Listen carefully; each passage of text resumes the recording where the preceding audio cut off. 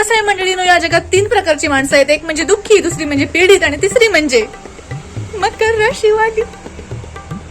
अगं बाई, मला हे पण करायचंय, मला ते पण करायचंय, मला सगळ्यातलं सगळं करायचंय, अशा स्वभावाच्या या राशीमुळे लोकांचं यांच्याशिवाय पान सुद्धा हलत नाही. पण एकदा का काम झालं का यांना काळं कुत्र पण विचारत नाही.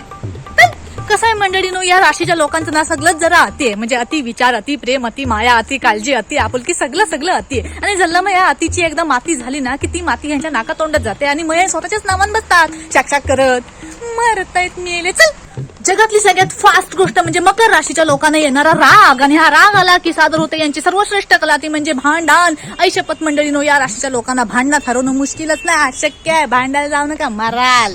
लय मेहनत करून पण नशिबानं त्रस्त आणि अन्यायाने ग्रस्त असणाऱ्या मकर राशीच्या लोकांना मला एवढंच सांगायचंय की